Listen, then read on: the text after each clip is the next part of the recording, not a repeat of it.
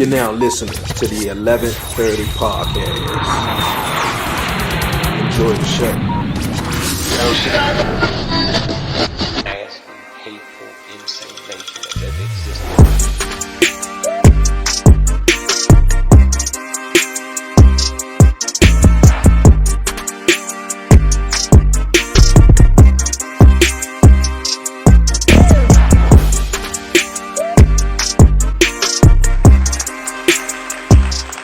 What they do, everybody? It's your man Dre, aka Dre on Wheels. Y'all already know what it is, man. Welcome back, everyone, to another episode of the 1130 podcast.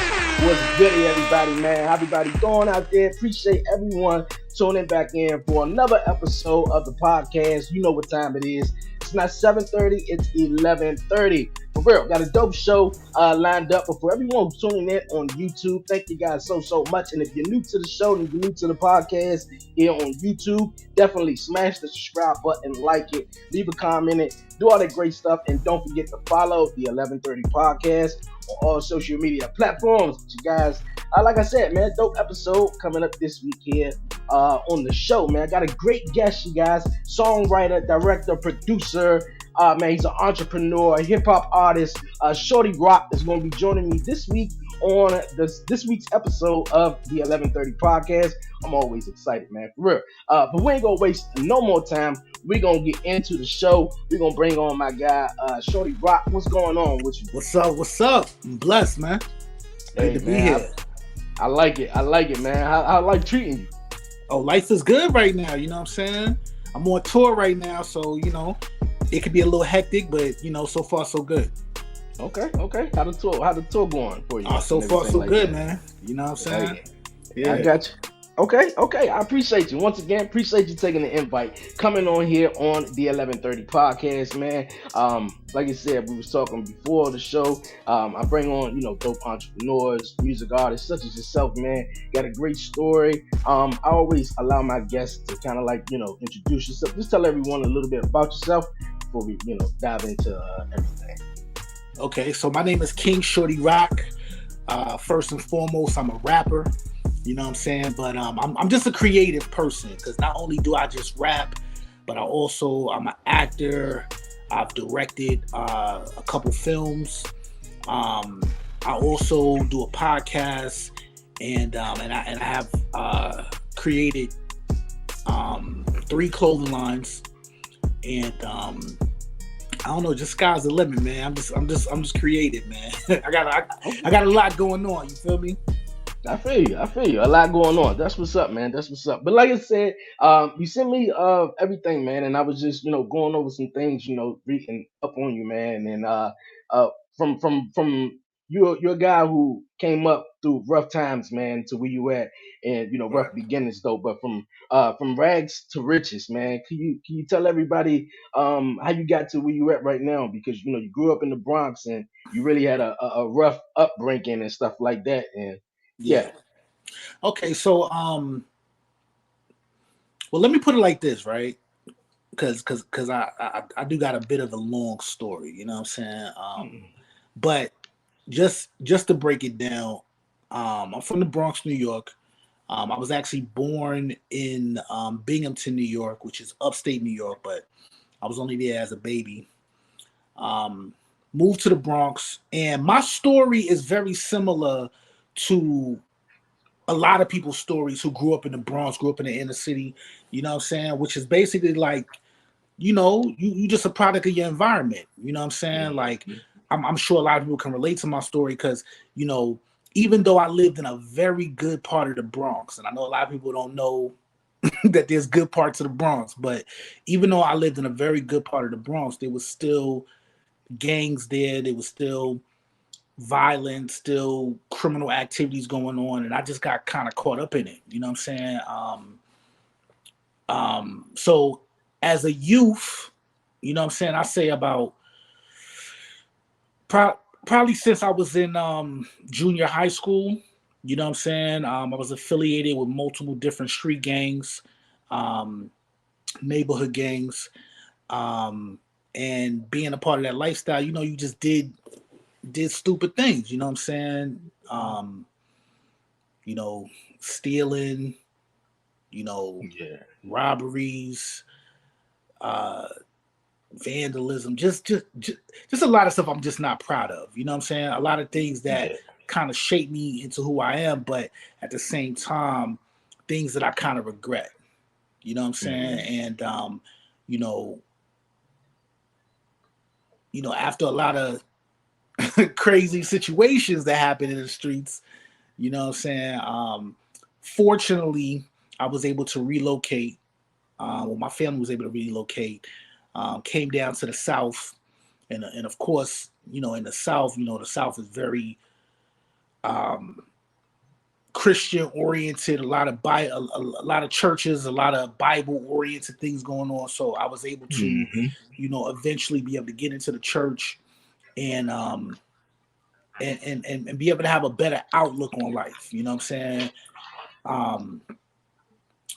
But I'm not perfect. I have gone back and forth to New York, and I just tell my story. You know what I'm saying? I just tell my story of, you know, um, just trying to be a better man each and every day. You know what I'm saying? Okay. Like I'm not perfect. I've done a lot of things that I do regret in life, but at the same time, I'm also trying to be a better man and trying to be a better father as well. You know what I'm saying? Okay. And I speak a Okay. I lot got. about that in my raps. Yeah, I got you. I got you. I did listen to that, man. I really, I'm a fan of it, and I definitely like it. You said, you just being young, being stupid, just in the streets and the gangs. Did you feel like you were missing something at home, or was it more so like peer pressure at that Um, I like to take responsibility for everything I've done. time? Okay. You know what I'm saying? However, I do want to say that, when you are younger, peer pressure does play a huge part on some of the things you get introduced to. I do feel like as a man, it's still my responsibility if I chose to do things that my friends were doing or that I was introduced to by a friend. I take 100% accountability for that. But a lot of the things I was introduced to, was introduced by my peers, and there was a little bit of pressure on it, but I took part in it. You know what I'm saying? Yeah. Whether it was good or bad. You know what I'm saying? Yeah. I got you. I got you. What would you say to yourself then, or to your younger self, on peer pressure or just, trying to get in gangs, or to, the youth? I mean, so this might be a little controversial. I'm gonna keep it real. You know what I'm saying? Hey, I like it. I'm Okay. gonna keep it real. Like, I'm not really opposed to gangs. You know what I'm saying? Like, I'm not opposed to people joining gangs. Only because, and the reason why I say that is because, America calls America defines gangs in very basic ways. You know what I'm saying? If it's a group of people that wear the same type of clothing, or they have certain rags or colors that define them, or if they participate in certain activities, then America clearly defines you as a gang. But if we was in Africa, we might be a tribe. You know what I'm saying? And to be honest with you, if we was in another country, we might be a militia. You know what I'm saying? So it really kind of, the connotation of a gang to me, I mean, the meaning of a gang to me is not really all that bad. And to be honest with you, sometimes I feel like you need to be in a gang in order to survive the environments that we're placed in. You know what I'm saying? Like, you got to understand, right? Growing up in the Bronx, I remember somebody one day gave me this piece of paper, right? Just a regular sheet of paper, you know what I'm saying? 8 by 11 piece of paper. But on the piece of paper, there was a list of like 100 gangs that were just in the Bronx. You know what I'm saying? And I remember looking at this paper. Me and my friends was looking at it, my brother too. We were looking at this paper, and we were sitting there literally trying to figure out which gang we was going to join. You know what I'm saying?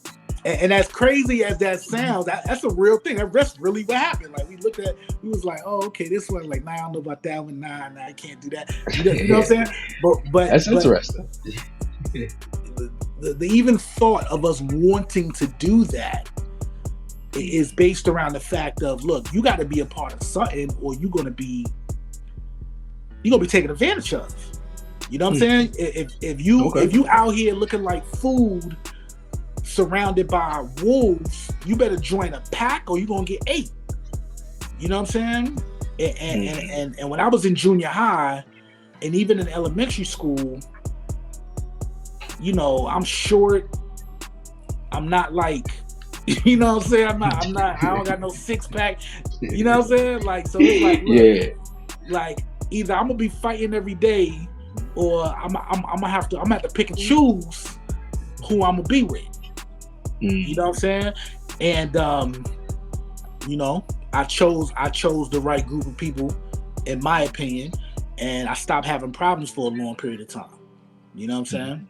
Even though it did come with some negativity and some negative actions, but it's like, look, I'll take that than being ran around the block, or being chased, or being robbed in broad daylight. You know what I'm saying?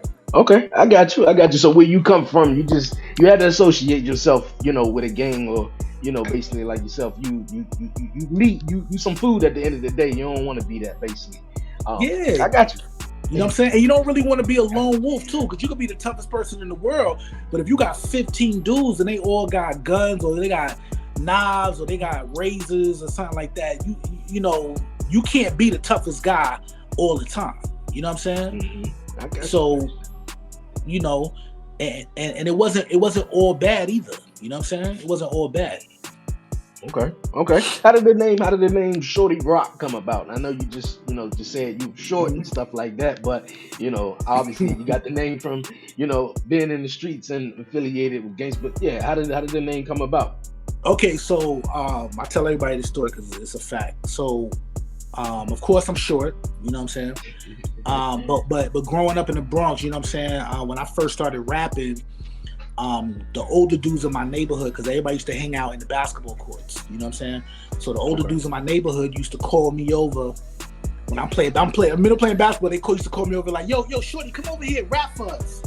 You know what I'm saying? So I used to come over there and I used to rap for them, you know what I'm saying? And then like every other day they would call me over there to say a rap. And then so I remember this one dude, his name was Corey Samuels. He used to be like, nah, man, we heard that one already, man. Give us another one. So then I'm like, dang, okay, I got to come up with another one. So then the next day, Corey be like, yeah, nah, man, we heard that one too. Give us something else.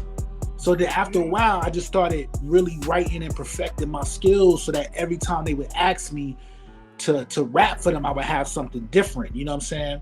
And then it got to a point where they used to introduce me to different rappers that were also in the city, and they'd be like, yo, you know what I'm saying, we want you to battle this dude. You know what I'm saying? So I would have to battle the person in front of, you know, a crowd of people outside. Or then sometimes they would take me to a different part of the Bronx and they would ask me to battle a rapper from that area.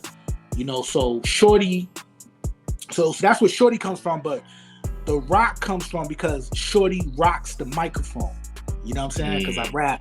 And then I get the king part of it because my real name, my actual government name, means king or leader in Arabic. You know what I'm saying? So you put it all together, it's King Shorty Roc. Okay. I got it. I dig it though. From you starting writing, from you started to, you know, writing and, you know, writing songs of that. Was it a way of, you know, kind of like putting your emotions to paper or stuff like that, or more so, you know, from you being in Bronx, it's a big music city and hip hop stuff like that, it was kind of like flushed upon you? Well, a little bit of both, to be honest with you, because, you know, you gotta keep it real. Like in the Bronx, everybody raps. Like everybody rap. Like it's the birthplace of hip hop for a reason. You know what I'm saying? Like everybody and their mother rap. You know, little kids, grown men, girls. You know what I'm saying? Like it's crazy the amount of talented rappers, is in the Bronx, and it's been like that. You know what I'm saying? So, but really, my inspiration for wanting to start rapping really came from my cousin. You know what I'm saying? Okay. My cousin D Walker. He actually used to work for Jay Z and Dame Dash, and he's the creator of the actual Rockefeller logo. Like they paid him to create the Rockefeller logo. Everybody wears on the chains and all that. Mhm. So just naturally looking up to him and naturally, you know, wanting to kind of emulate the things that he was doing. You know what I'm saying? He used to rap, and to me, he was like the best rapper I ever heard. You know what I'm saying? So Yeah. naturally, when I got to a certain age, I was like, yo, cousin, like, you know what I'm saying? Teach me how to rap, cuzzo. You know what I'm Mhm. saying? So he taught me how to rap by actually writing my first rap for me. You know what I'm saying? Okay. So after that, after he wrote that first rap, he wasn't around a lot like that. So I used to rap that one rap all the time. So then when Corey Samuels, one of the older dudes in our neighborhood, rest in peace to him, used to always call me over there to rap for the older dudes. I couldn't just keep rapping the same rap my cousin wrote. You know what I'm Yeah. saying? So, and then also another thing too is like, when you rapping in front of a crowd of people that know who you are, that live in your neighborhood, you know what I'm saying, that know where you go to school at, know who you interact with, you gotta you gotta rap about the things you actually doing. You know what I'm Mm. saying? So Yeah. so rap to me was a way for me to get some of the pain, trauma, um, that I was feeling out in a Okay. constructive way. You know what I'm saying? So me rapping about my life, rapping about my experiences, rapping about the things that I actually go through has been therapeutic over time. Mm. I got you. I got you. I dig that. How do you, I'm trying to like word the question because a lot of guys nowadays sound the same, and uh what was your thing of being like, I want to be rapping, but I want to sound different. I want to sound unique in my own style. Because my mother taught me never be a follower. You know what I'm saying? Like to always be a leader. You know what I'm saying? And but I also understand that in order to be a great leader, you also got to know how to follow too. You know what I'm saying? Like you have to know how to be led in order for you to be a good leader. You know what I'm saying? Um, so initially, when I was introduced to rap, I wanted to be like certain people. I wanted to be like Biggie. Mm, I wanted to be like Tupac. You know what I'm saying? I wanted to be like got my cousin. You know what I'm you. saying? Yeah. But I always knew I always had to stand out and be different. And so as I started developing my style and honing my skills, I just naturally always sounded different. I never sounded like anybody because I just wanted to create my own lane and I wanted people to want to sound like me. I don't want to sound like nobody else. You know what I'm saying? When you listen to my music, I want you to be able to distinctly know, oh, that's King Shorty Roc right there. You know what I'm saying? Mm. And so far, it's been working out for me. I dig it. I dig it though. I dig it. You also have a movie streaming social network called the Coliseum. How did it come about? Okay, so the Coliseum is actually the world's first movie streaming social network. So Okay. just imagine if Facebook had a baby with Netflix, right? Okay. Uh, Okay. it would have given birth to the Coliseum. You know what I'm saying? At a way cheaper price. You know what I'm Okay. saying? So basically, what it is it's a social network. So you could go in there, you could add pictures, add friends, you could chat with Okay. people, you could video chat, you could open up groups, you could join groups, start different forums. You can add pictures to it, but then at the same time, you can watch over 500 movies, television shows. We have a podcast network on there where you can watch podcasts, as well as we have a magazine section where you can actually go on there and read 4 different types of magazines that we have on there right now. We're looking to expand that, but Okay. it's basically, it's like it's like Facebook on steroids. You know what I'm saying? And really the way that was created is because I'm such a creative person, because I do a lot of stuff, you know what I'm saying? Like I rap, I make music, you know what I'm saying? I draw, um, I do photography, I do videography, um, I create scripts, I shoot skits, I shoot short films, I shoot full length movies. I do a lot of this stuff, right? So I've compiled a lot of content over the years, and I needed a central location to be able to put my content, right? And before I made the Khaliseum, I wanted to start getting into movies because I've been in independent films, like I've acted in independent films, but I've never actually created an independent film before I created the Khaliseum. And I said to myself, you know, I could create a film and I could just put it out on YouTube or something, right? Or I could create a film and I could put it out on my own platform. So I started looking into how to do that. And then I realized, like, dang, it ain't no platform for me to put it on that I could control myself. So I had to get creative, and I had to create my own platform because I'm also good at building websites, graphic design.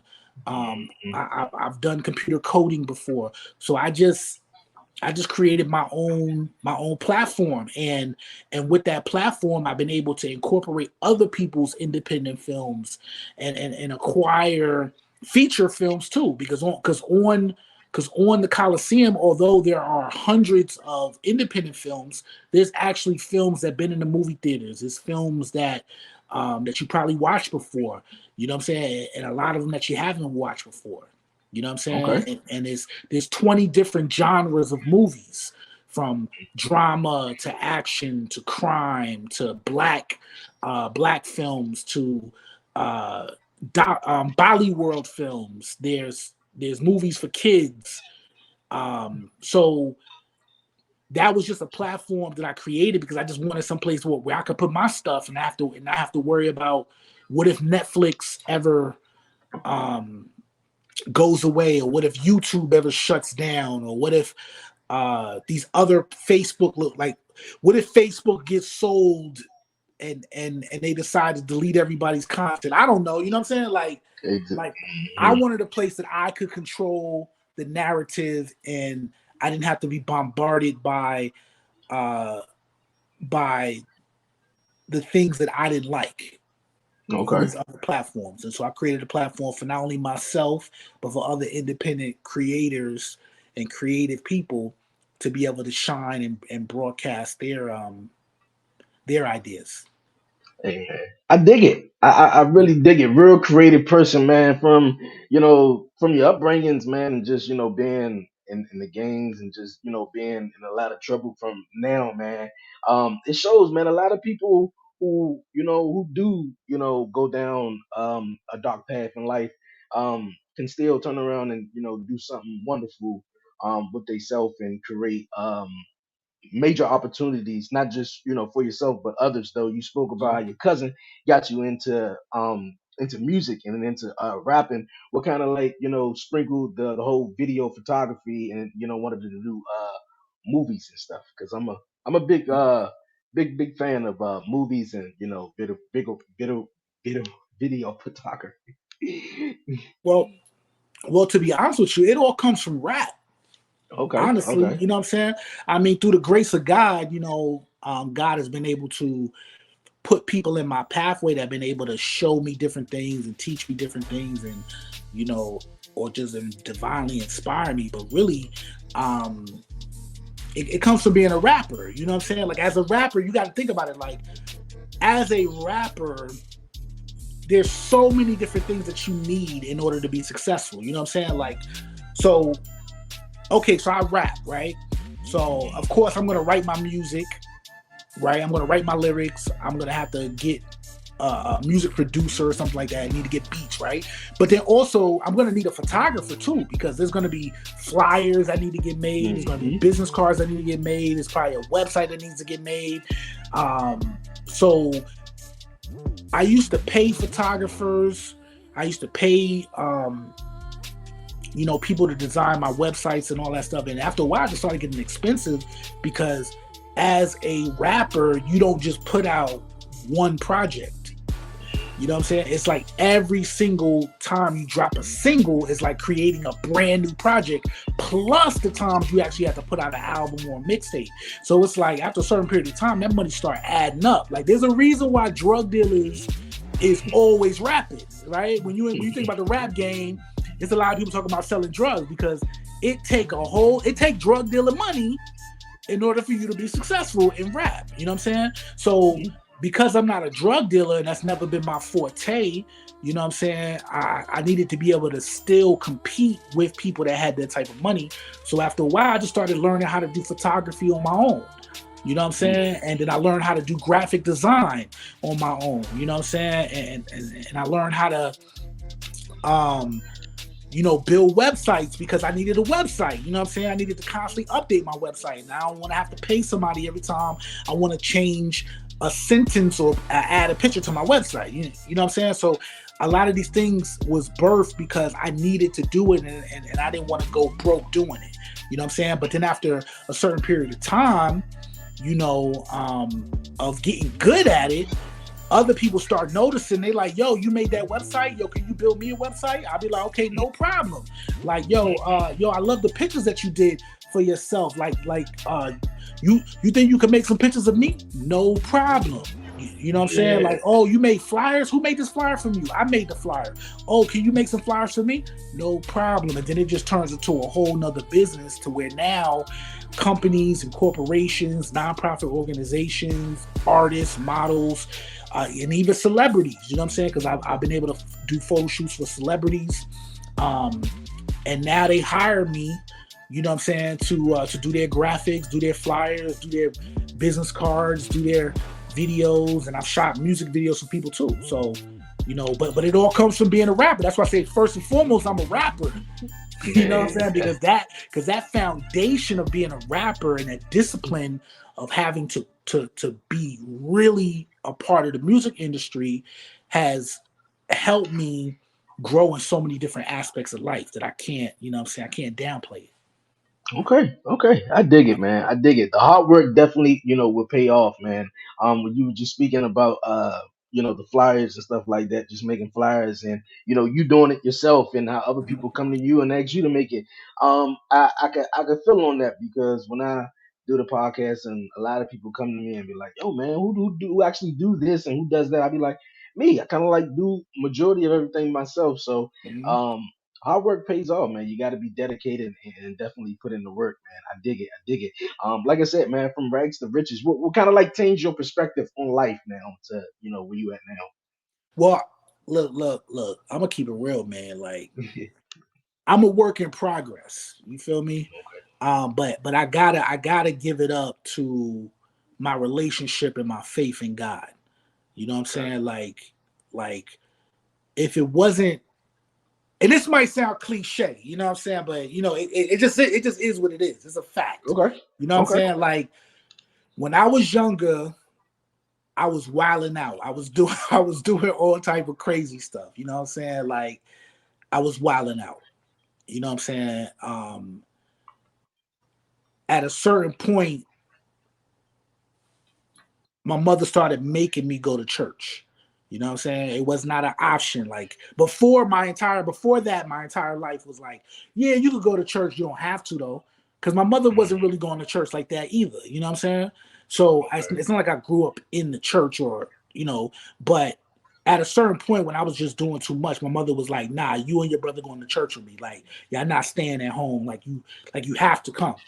So then um that's really what made the huge change in my life is one day hearing a sermon about Jesus and getting a conviction in my heart that I was going on the wrong path and me accepting God into my life. You know what I'm saying? Like a real change and a real understanding of who God was and who God wanted me to be is what ultimately affected everything in my life after that. You know what I'm saying? Because there's really no reason for me to want to do the right thing and live better and to follow the rules of society, because I personally feel like the rules of society were not meant for Black people to be successful. I feel like the laws and the government and a lot of these things that we see on a regular basis that govern our lives were originally created to suppress Black people from ever really thriving and surviving in America. So a lot of times you'll see Black people find success by breaking the rules rather than following them. You know what I'm saying? So I probably would have more success if I continue to break the rules. Now there's consequences. There's bigger consequences like death and prison.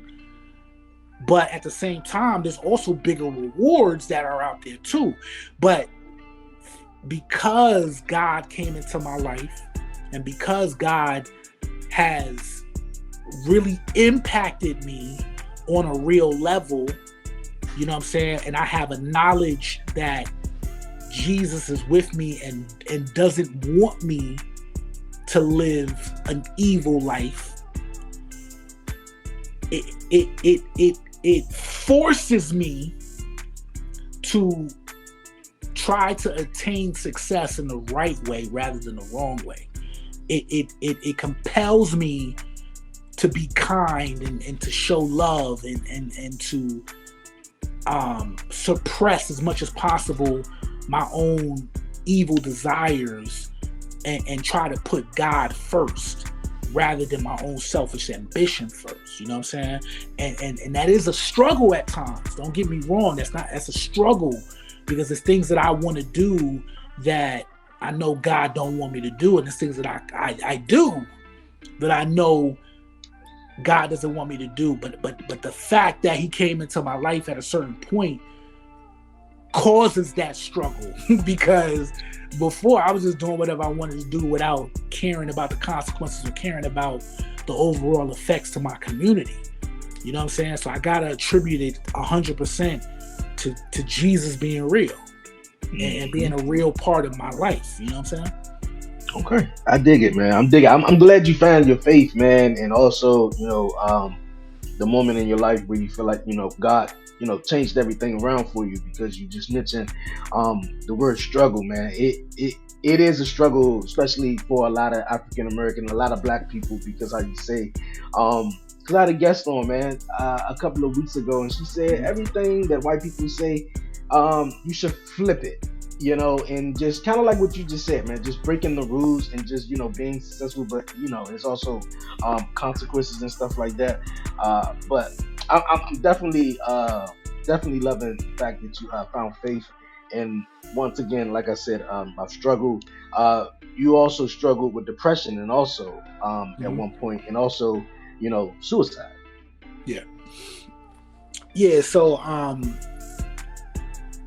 I feel like if you live this life, you know what I'm saying? Like if you live long enough, I feel like everybody is gonna come to a point where they don't want to live no more. You know what I'm saying? And the reason why I say that is because, being Black in America is hard, man. Like it's hard. Like just being a human being is hard. You know what I'm saying? Like, I don't want to downplay the struggles of any other race. You know what I'm saying? But being a Black man in America is hard. Like, I have to make a conscious effort every day to not get caught up in the evil that takes place in this world. You know what I'm saying? Like, police actively try to get you locked up. Whether you do it or you didn't do it, for some reason, they more focused on you than anybody else. You know what I'm saying? Your your own black people, you know what I'm saying, is constantly doing things to provoke an evil response from you. You know what I'm saying? White people actively try to stop your success. It's the weirdest thing, but it's just a fact. You know what I'm saying? Like I could be minding my business, doing what I want to do and doing my own thing, and there's still things and people out there that are actively trying to destroy anything I try to build. You know what I'm saying? Like it's crazy how much adversity comes to the average black person in America. You know what I'm saying? And maybe it's like that for other people in other places, but white privilege is real. That's a real thing. And that's something that black people really don't have. You know what I'm saying? Like, and when you don't have it, you'll find yourself in situations that you didn't even create, that came looking for you. You know what I'm saying? So if it wasn't for God being in my life, you know what I'm saying, I would always be sad or always be mad or angry or frustrated. You know what I'm saying? So sometimes, even with God being in my life, there's times in my life where I have been so bombarded by, you know, the weight of the world. You know what I'm saying? I've been so bombarded by being frustrated that I'm trying my best and nothing's happening.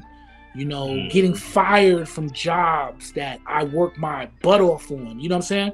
Or being accused of things that I didn't even do, trying to figure out why somebody want to accuse me of that. You know what I'm saying? Trying to figure out why people are hating on me or talking bad about me when I'm not even talking about them or to them, or they shouldn't even be paying attention to me. But for some reason, their hatred is focused on me and is causing disruptions in my life that can be overly burdensome, plus my own faults, my own issues and problems. You know what I'm saying? So it's like, you know, I remember one time this girl I was talking to, she had asked me one day, she was like, yo, so I was listening to your music, I listened to a song, and you said you was talking about killing yourself, or like you didn't want to live. And then she started laughing at me. You know what I'm saying? And she was like, have you ever felt like that? And I was like, yeah, I rapped about it, I'm being honest. And she started laughing, right? And I just had to break down to her like I'm a strong man. You know what I'm saying? Like, I consider myself to be an alpha male, but at the same time, like, it's not easy being strong. It's not easy choosing the right thing to do when you know everybody else is doing the wrong thing.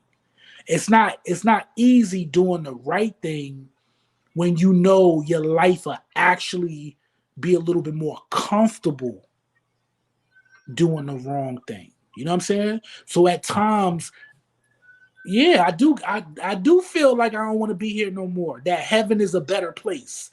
You know what I'm saying? I do feel like I don't want to be paying bills, and I don't want to have to deal with people laughing at me for real emotions.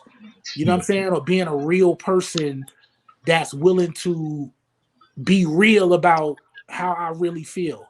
You know what I'm saying? I don't want to be made fun of that or be mocked or embarrassed because I'm actually going through real life stuff and I decide to speak on it.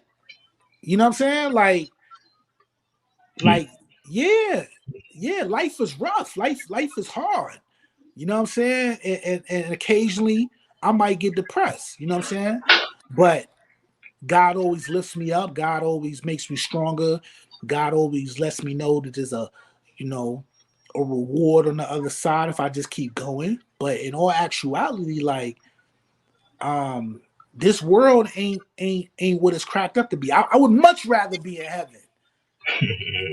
Everything I heard Hey, about heaven is a lot better than anything I've seen down here. You know what I'm saying? yeah. So it's a struggle to even want to like continue the rat race. You feel me? But at the same time, I know that um suicide, I know that depression is is never the option for me. You know what I'm Okay. saying? Like that could never be my choice. You feel me?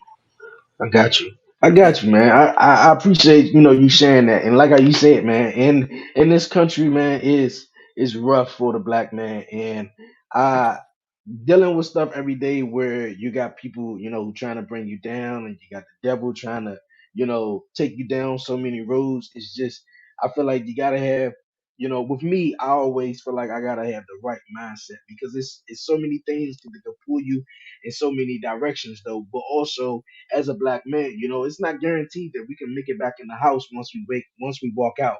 That's a We could go fact. out and go to the grocery store, or we can go, with our family or anything like that, but for the black man we have that worries, and Mhm. it's rough. It is definitely is rough, man. And um suicide, like you said, suicide is never the answer. Mhm. I dealt with, my disability my whole Mhm. life. And of course, when I was young, it was a little slight, like I never had the decision was like, yo, man, I just want to end it. But I was just like, yo, man, this is, there's just struggles and stuff, far as, being a Mhm. black man and also dealing with, personal stuff. So I definitely understand. What keeps you, motivated and inspired though? I mean, I would say two things. You know what I'm saying? First and foremost, would have to be my faith in God. You know what I'm saying? Like I Okay. know that. Look, I'm not trying to be. I'm not trying to be preachy. I'm not trying to be, what I'm saying, no fake Christian or nothing like that. But uh, it makes a huge difference when you got a relationship with Christ, man. Like, it gives me a tactical advantage in my personal opinion. You know what I'm saying? When I know that God got my back. You know what I'm saying? It makes me stick my chest out a little bit more when I go places. You know what I'm saying? I've been in the hood of the hoods. I've been from Compton to Brooklyn to Cincinnati to all type of crazy places. And I've rapped and performed in these places too. And when you surrounded by wolves in the jungle, you know what I'm saying? And you better know that there's somebody bigger than you, bro. You know what I'm saying? Like when I was a part of a gang, I felt very comfortable doing whatever I wanted to do and saying whatever I want to say at any time. You know what I'm saying? But when you're not a part of a gang and it's just you better hope you got somebody bigger and more powerful than you around. You know what I'm saying? Or you might not survive certain situations. You know what I'm saying? And so what keeps me motivated is definitely my faith in God and knowing that God got my back. And as long as I don't fold on him, he won't fold on me. You know what I'm saying? But the second thing that really motivates me is my kids. So I got two daughters and one boy, and I don't need my kids, man, growing up without their father. You know what I'm saying? Like each of my kids, like I have a certain specific type of relationship with each one of my kids. You know what I'm saying? Um, and in my opinion, none of them would be okay if I wasn't living.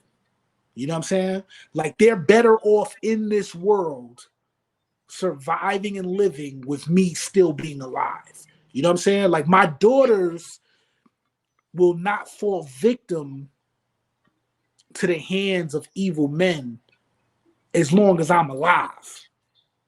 You know what I'm saying? Like Yeah.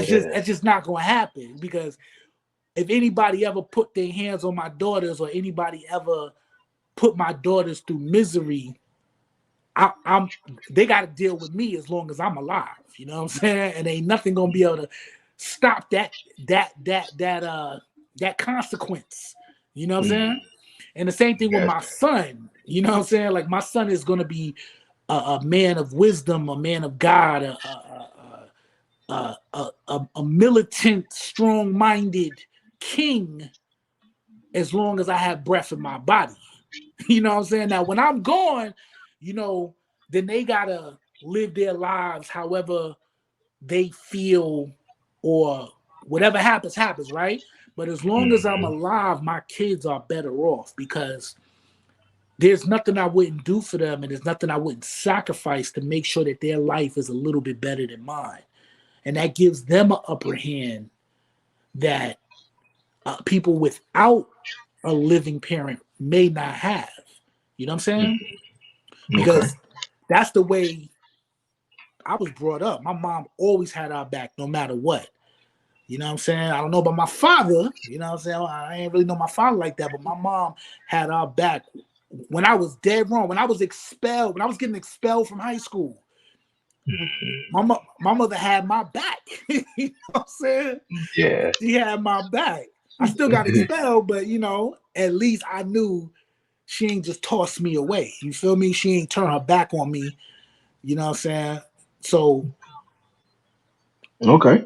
I I can't got you. die. I can't die, man. I'm invincible Okay. right now. I dig it, man. I dig it. You guys, man. We're gonna move on here on the 11:30 podcast. Before we get to the hot seat, you guys. Quick question for you, man. You share a very specific day with the biggest sort of event that happened in Oh yeah. America, your birthday, and you been chatting about that on that specific date, like how that was for you. And I don't mean to share your age though, but I believe it was your 20th birthday. How was it? How was the 20th birthday for you though that morning? Um, If honestly, I you was a were, if you were from Brooklyn, right, New no, no. York. I'm from the Bronx, but Yeah, I yeah, used to live in Bronx. Brooklyn. I used to live in Brooklyn. Okay, okay. Shout out to Brooklyn, East New York. You know what I mean? Um, honestly, that day changed my outlook on life. You know what I'm Okay. saying? Like, thankfully, I wasn't actually in New York at the time. You Okay. know what I'm saying? But because it happened on my birthday, um, it literally made me not celebrate my birthday. I would say up until maybe like the last 3 years. Three, Hmm. no, the last 4 years. Okay. I did not celebrate my birthday on my birthday up until the last 4 years. You know what I'm saying? And what it did was it put my entire life in perspective.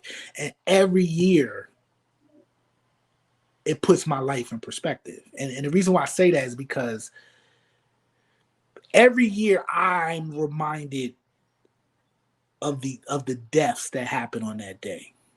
And every year, because it was on my birthday, I'm reminded mentally of where I was at, what was going on when that happened. And it showed me that in the blink of an eye, any given moment, I could be gone. You know what I'm saying? Okay. Like that day is a special day to me because it tells me I'm still on this earth and I'm still living when really there's over 1,000 people that are not living on that day. You know what I'm saying? So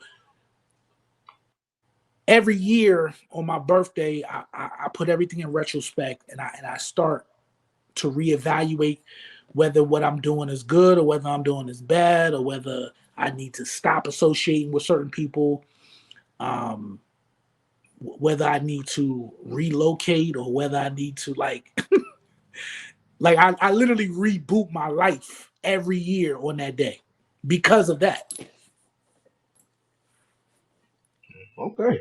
Okay. I got you. I got you. I think that was very interesting. Not celebrating, your birthday, you know, uh, on the actual, date. And I know a lot of people, who had that, same birthday, and I was just, curious on that, situation though.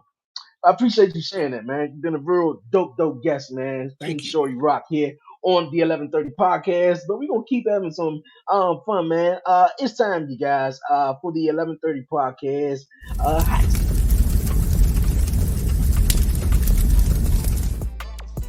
Okay, all right. It's time for the hot seat. Shorty Roc, I got 6 questions for you, and we're gonna roll with it. You ready? Let's go. Let's go. Okay, all right. If you had a catchphrase, what would it be? My catchphrase. Um,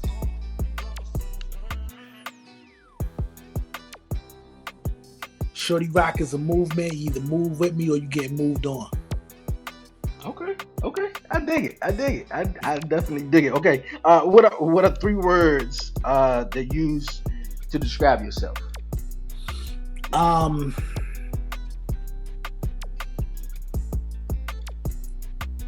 3 words to describe myself would be loyal, relentless, and wise. Okay. Cool. I dig it. I really do. If you could fly, where would you go first? Yeah. If I could fly, Yeah, if you could fly, where would you go first? I'm going to Africa. Okay, okay. Why Africa though? Cause I don't know if it's just me, but I love like nature.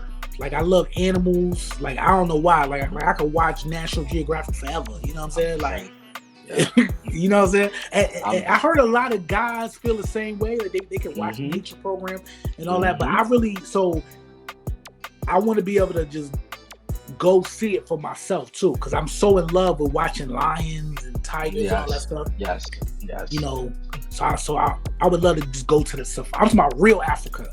I want to be in the safari. Like I want to be in the bush. You know what I'm saying? I got you. I got you. Yeah, I can watch the National Geographic Wild China all day long, man. Lions, That's what I'm tigers, saying.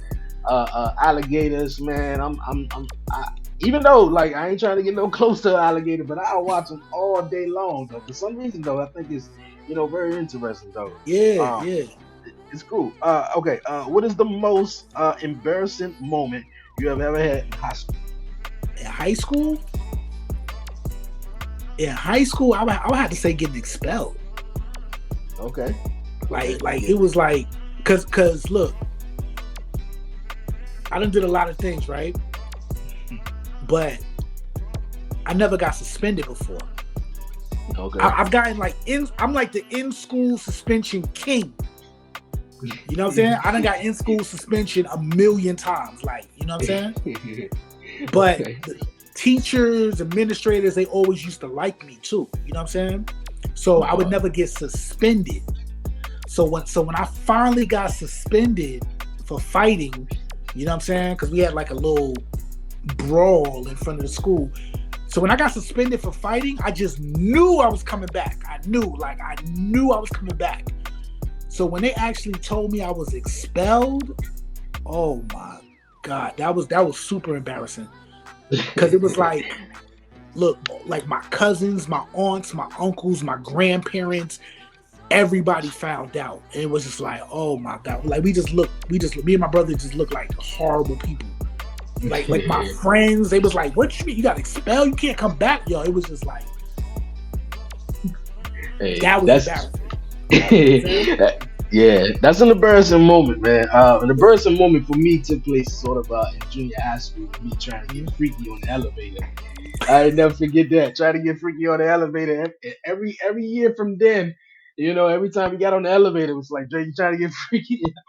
So that was an embarrassing moment. People would never forget that too. Oh man. Okay. All right. What's your favorite movie? My favorite movie, oh man, you probably gonna laugh at me. You know what I'm saying? But my favorite movie is a movie called Labyrinth.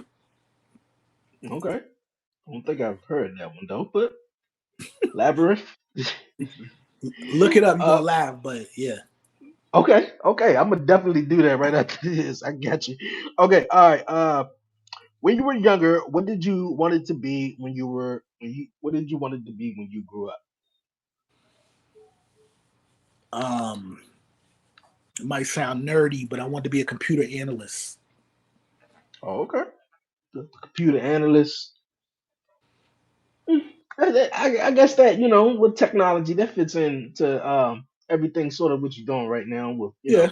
directing and stuff. So I get Hmm. you. I get you. When I was young, I had all different places. I wanted to drive a bus. I wanted to do this. I wanted to be a wrestler. So and I also wanted to be a host for something because I always had this thing where I ain't have a camera, I ain't have nothing, man. So I go in the room, I think like the wall was a camera, and I sit there with a microphone and I just do my little hosting gig. And all these years later, I'm doing the 11:30 podcast and talking to different people. You couldn't have told me that would have been, a thing I would have been doing. So, Yo, you know, yo, I love to hear that, man. I love to hear yeah, that. yeah, man. I always wanted to do it. Never just really knew how to, but Hmm. my late brother just kind of like lit the spark back into me and helped me find my passion again. So, and he was speaking of rapping and hip hopping too, we did that as we were young, Hmm. and for me it was more so far as the rapping thing. you Hmm. know. I didn't have a studio. It wasn't like, or I mean, you ain't gotta have a studio. A lot of people don't have studios. They just, Yeah. have their own equipment, and a lot of that Hmm. stuff, like you said, costs. And I didn't have that, so that kind of like that passion for rap kind of like died a little bit. It's still there, but it was Yeah. just like the everything far as me with a computer camera, I could talk, and a light, Hmm. I'm good. It ain't too much, Yep. Yep. So that's where it's at. But hey, I appreciate you, Shorty Rock, for coming through Hey, here man, I on the appreciate you 11:30 too, man. podcast. No problem, no problem. Before you go, any shout outs, any questions, anything you'd like to say? Yeah, I just want to tell people, you know what I'm saying, make sure you check out my website, www.shortyrocnyc.com. Um, you can actually download the Khaliseum app as well, which is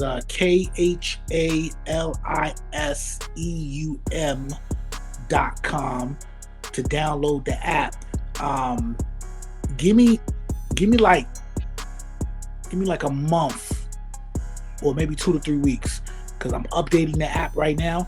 But you can go on the website too to fully take part in the app.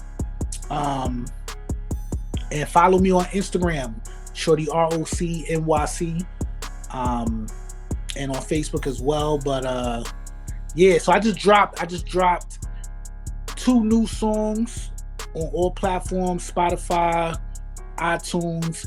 One is called Flexin', and the other one is called Where's the Money? You know what I'm saying? So, you know what I'm saying, if you love some real hip hop, you like that gangster music too, you know what I'm saying, make sure you definitely download those singles. And then I got a ton of music on Spotify as well. So that's King Shorty ROC. You feel me? And that's yeah. So follow me on my websites and all that. Alright? Hey, that's what's up, King Shorty Rock, man. All the links definitely will be down below, you guys, for everyone who's watching here on YouTube, man. For real, get at him and definitely down some dope music from my guy King Shorty Rock. You got some new content coming out with the app and stuff, so I would definitely make sure all my folks get at you, man. Once again, I appreciate you coming through here on the 11:30 podcast. It's been a dope Thank show, you. you guys. But coming up right after the break, man, we're gonna wrap up the show. I got the WTF moment. Don't move. You're listening. You're watching to the 11:30 podcast. You dig?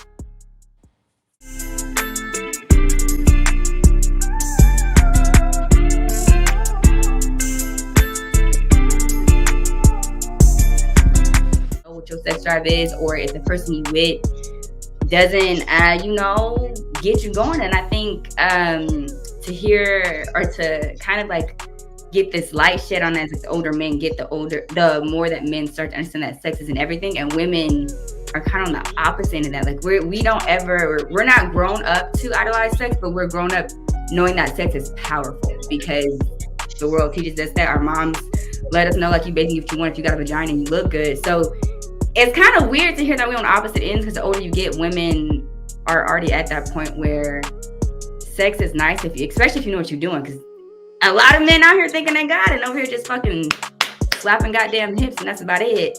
If you older, Damn, not hips. if you Pelvic Not thrust. hips. Pelvic No thrust. pelvis. It's all hip, no so I pelvis. think it just No, depends. man be I don't twerking too. think How it is. too much the chemistry's off, or if you've just been fucking the fuck your whole life, and now you get to a point where you're like, oh, it should be more than this, but you didn't build up anything in between. Like you just got to a point and realized it. It's kind of, then it's like, oh shit, there's too much sex because you've never really like. You can go from sex to making love to fucking to like. There's so many fucking levels. Yes. Talk about that shit right there. Like if you get to a point where it's too much and it don't do nothing to you, then I think you need to take a step back and like reevaluate what sex means to you. But again, I'm finding out people that sex don't mean shit. So that's like a whole revelation that I'm understanding. Like some people really don't even need that shit. Like you could touch their hand and they like, it's too much. Like elbow me. Oh yeah. Definitely. It just depends. Sexual compatibility is a real thing, and I don't think we actually really take time to understand our own sex drive and where we actually stand and how important sex is. Because we get in relationships and somebody really like fucking, you really like fucking. Somebody don't like fucking, now you don't like fucking, and now you don't know why you miserable. Now you stuck. Now you fuck. On the 1130 podcast show. Appreciate everyone tuning in this week. And I want to shout out my guy, King Shorty Roc, for coming through here on the 1130 podcast. Dope entrepreneur, songwriter, producer. Man, I love it, man. Appreciate you coming on, sharing your story, everything, man. It was real dope. The links will be down below if you want to get at my man. Follow him on Instagram, Facebook, and definitely download and tap into his new music, man. For real. Definitely. Once again, Shorty Roc, appreciate you for coming through here on the 1130 podcast, man. It was also awesome for you sharing your story on depression and suicide like that, man. And mental health is definitely a big thing, and it play a big role in today's society, which it didn't some years ago, especially for men. My man Shorty Roc was saying how he said in the song about killing himself, and Shorty came to him and laughed at him, and that's the thing. Us black men, we don't really show our emotions or wear our emotions on our sleeve sometimes, because if we do, it's always people laughing at us or making fun of us. Oh, we crazy, or you tripping. I'm not crazy, man. I got feelings too. But if the next person said it, if the next white man or if the woman said it, oh, somebody sympathizing for you. But like I said, nobody. It's crazy, man, and it's crazy that nobody really give a crap about you at the end of the day, though. But we should always, man. Like I said last week, we all need to love on each other, man, and be united, man. It's us. At the end of the day, we all we got, man. For real. I ain't gonna keep rambling on, you guys, man.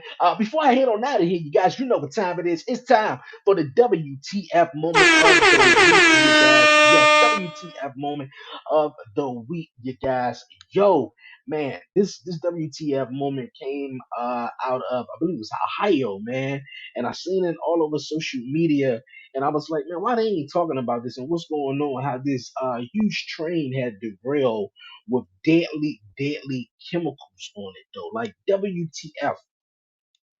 It's been 12 days since the fiery derailment of a train carrying hazardous chemicals through East Palestine, Ohio, and the plan burned to prevent a potentially catastrophic explosion. Residents worry about what's still in the air, soil, and water of their rural community. Don't tell me it's safe. Something's going on if the fish are floating in the creek. Ohio officials confirming some 3,500 fish died in local waters in the days after the derailment, but insist extensive testing shows there's no threat to other wildlife or humans. They say there's only anecdotal evidence of residents getting sick and no confirmed connection to the hazardous chemicals aboard the train. I definitely have a right to know what was on that train.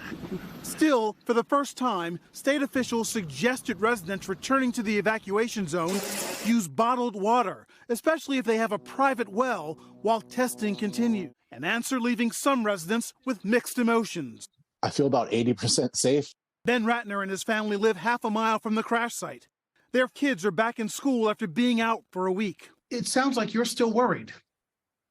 I think more so worried for the long term. WTF, man. It was another situation that happened like this some years ago, man, and how the government just want to swipe it under the rug. It was my WTF moment last week. How I want to talking about how the government swiping things under the rug was the daggone 3 things that the government has shot down out of the sky. It's supposed to be in UFOs, space balloons, Chinese space spy balloons, or whatever the case may be, man. But WTF, man, for real. It's crazy world we living in, man, right now, though. You guys, man, it's been one hell of a show. Yo, shout out once again, King Shorty Roc, coming through here on the 1130 podcast. But before I head on out of here, you guys know what time it is, man. Don't forget to follow the 1130 podcast on all social media platforms. Follow me on Twitter at the 1130 podcast. Like the 1130 podcast on Facebook. And if you haven't done so, this entire episode, man, for real, I don't know what you're waiting for. Definitely smash that subscribe button. Yes, here on YouTube. Like it, comment it. Do all that great stuff, man. Tell a friend about the 1130 podcast. And for everyone who's listening on the audio side on Spotify, definitely thank you guys, man. Leave a 5-star rating, man. Definitely on Spotify. Man, it's been a great show. I'm out of here until next time. Hope you guys stay safe, stay blessed, give all the glory to God, man. Won't he do it? Yo, it's your man Dre, aka Dre on Wheels. I'm out.